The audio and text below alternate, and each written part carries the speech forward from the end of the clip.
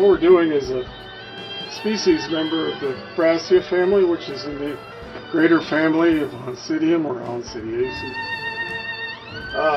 This has got to the point, let me turn off old Fritz Chrysler here.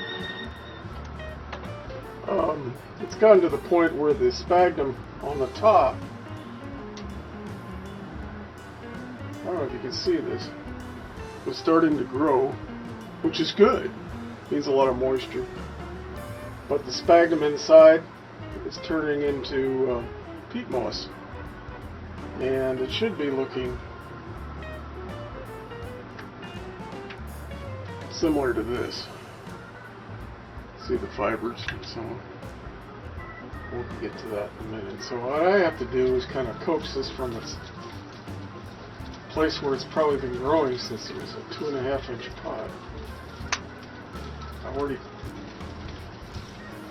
Oh yeah. You're going to get all of this because... I don't want to break the plant up either. What I have to do is liberate these roots enough, so let's go with the containers. Yes, I'm going to break a few. Got to break a few eggs to make an omelet. It might come now. My thumb's underneath it, supporting it, pushing.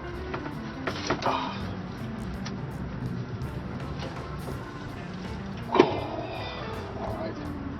When in doubt, take your sterilized cutters. And the hangers on have to come off. So they're down here. These are not going to regenerate, these roots here. Matter of fact, if I stick them back in your mix, they're just going to rot. So they're going to have to go off the plant anyway. Alright, let's see. Oh, come on, pull it out now. Oh, I've got to get my chest in this, sorry.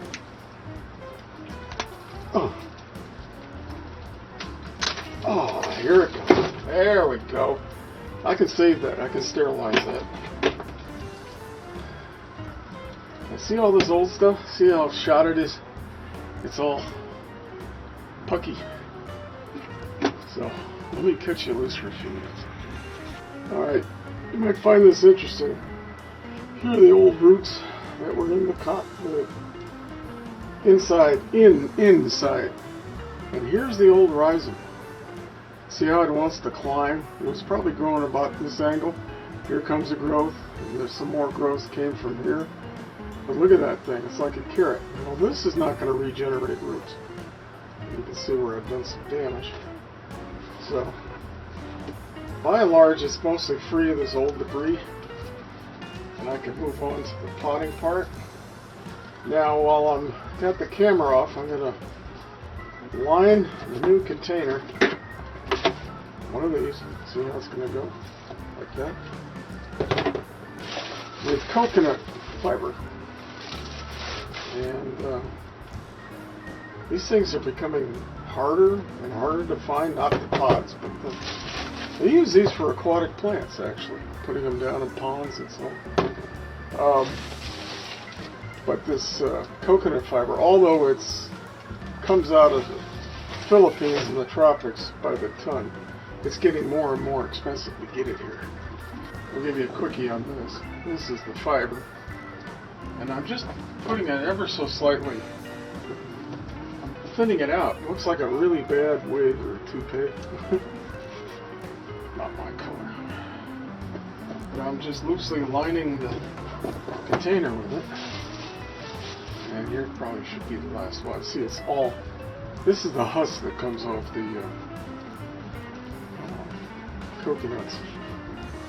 It's also the fiber that comes off the trunks of the trees. You can't tell because it's the same thing. It's the same type of material. It seems to be woven. Man did not do that.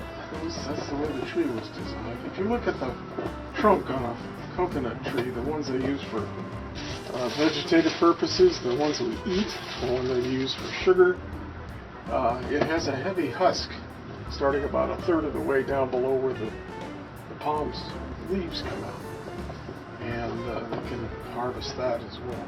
So there it is. It's lined. It's not the best. See my hand in there? So I can spread some more of this out. There's a big old water at the bottom. So the next thing is we're going to move it into its new container. All right, here we go. Here's the new container. I put in about that's not a word. I placed a handful of this material, which now again is New Zealand sphagnum, medium tree fern. There's a small amount of Douglas fir in here as an organic material, and then cork, just like you use in a wine or champagne.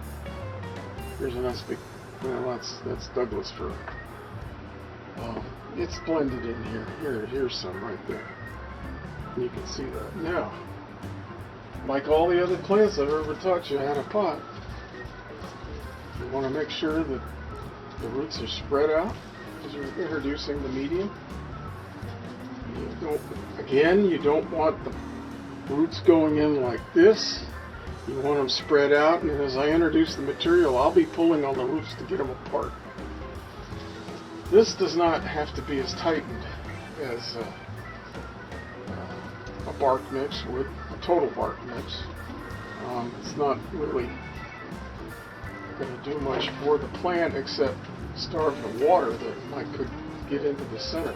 As sphagnum moss dries, it almost is resilient to water, and it would have to absorb from the outside in. So now that's what I'm doing here.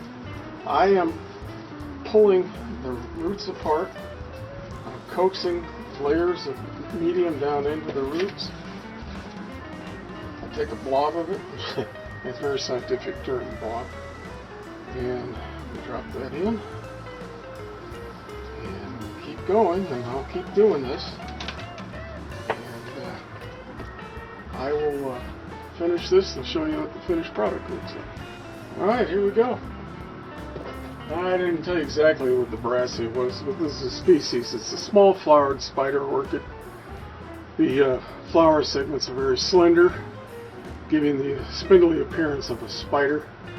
But it's Brassia warscewiczii. This has the small flowers, a lot of striking brown contrast against sort of a kind of a nice green background. And always make sure you put it in here with your plant, put the label back where it belongs.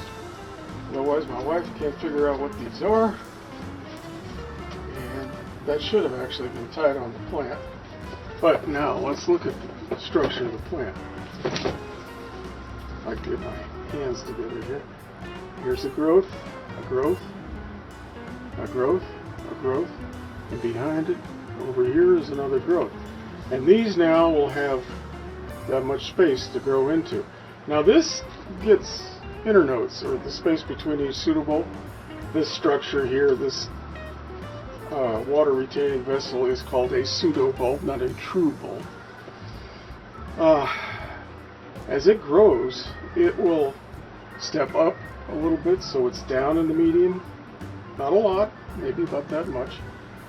And by the time this needs repotting, it'll be out here, probably have 8 or 9 growths on the outside of this. This is as big as the plant gets. So, structurally as tall. Now, is this as wide as they can get? I've seen them huge. I've seen them absolutely huge. But that's basically it. So we repotted that. We do not put a slow release fertilizer on a sphagnum-based mix. It'll kill the plant. It's just too much fertilizer all at once. So that's your potting lesson for today.